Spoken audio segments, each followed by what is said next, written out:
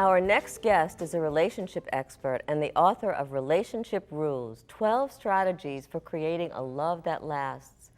Janice Hoffman joins us now via Skype. Hi, Janice, how are you?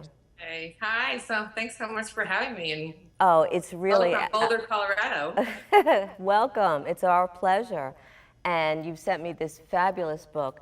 You actually were the first facilitator for the working with John Gray and for Men Are From Mars, Women Are From Venus. And so you've actually trained so many people globally and in the United States. Tell us, what's one of the secrets that differentiates men and women? Just remembering that we're different and that how we behave in terms of how we process stress or how we want to be forgiven or when we make a mistake and when we're having an art, whatever it may be, that we're different in how we react. We're different in how we use the English language. We're different in how we want to process our stress. What we like to get as gifts, men like practical gifts, women like anything that isn't practical. And just remembering that we have differences and it's not expecting your partner to be like you. It's probably the first biggest step that a couple can take. And most people don't remember that, which gets them into so many different arguments. And you have a step in here that actually tells couples when they're in that argument to kind of take some time out. Can you talk? What I love about this book, and this is your Relationship Rules, what I love about this book is that it has steps, rules, but then it also speaks to the man and it speaks to the woman because, again, there's that differentiation that we need to get. So what does it mean to take time out, and how does a man and a woman do it differently? Yeah, that's rule number 9. Know when to take a time out. And so many couples can probably relate to this. I know I did it in my marriage where you start arguing, you end up saying things you don't mean, you have this idea in your head because your mother, like my mother, told me never go to bed angry. Right. And so you had to make up and really know when to take a time out so that you don't say the things that you're going to regret later, the things you can't take back, the things that maybe she's going to remember forever and bring up at another time in another argument.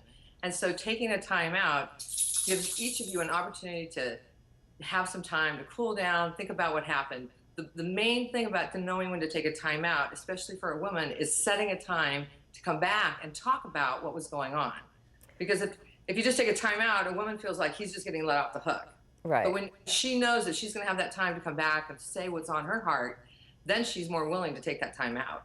So what you're saying is that it not only is it important to take time out, but it's important to remember to then go back and revisit the issue or the situation that they're having some challenges with.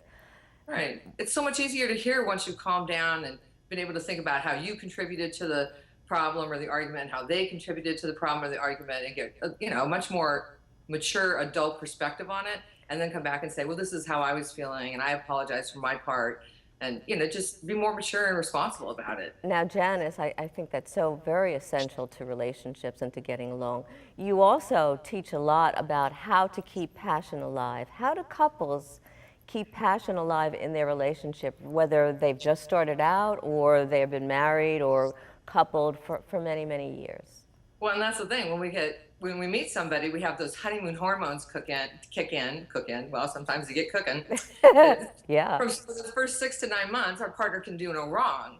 And after about 6 to 9 months, then we start getting more comfortable with each other and their habits come out. And what happens is we don't look at them the same. And what we need to remember, I think most importantly, is that sometimes we do things for ourselves, sometimes we do things for our partner, and sometimes we just do it for the relationship.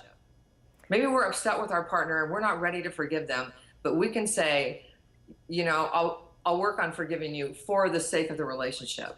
Instead of having it be just, I win, you win. You get your way or I get my way. One of us loses. So it's not about having that battle or having that one-upmanship, as you're saying. It's really about remembering that you have to keep the relationship alive, the passion alive that you're saying, and to do so, you really have to be able to think how to salvage the relationship. And maybe, again, it's not winning or losing, right? It's absolutely not about winning or losing. It's about creating a win-win. And my book is all about creating a win-win because it never has to be, I got my way, you didn't. That creates resentment. That creates withdrawal from We never want to create a situation in our love relationship where we're withholding our love from somebody.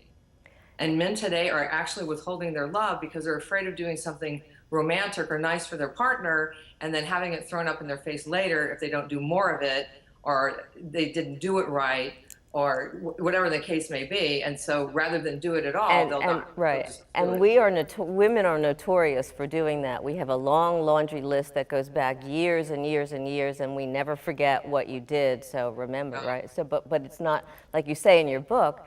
Don't bring it up. You also do a program, Janice, globally and for teens, which I think is so important because it's about relationships. Just tell us a little bit about that. We have a little bit of That's time. where my heart really lives with the teens, because they have nowhere to learn relationship and dating skills. I mean, imagine when you were 17, 18 years old, you didn't know what I was thinking. You didn't know, I didn't know the difference between love and sex. No one ever explained those things to me. They teach you about the anatomy of having sex, but nobody tells you your relationship or dating skills. And so I created a program called Get Smart Dating.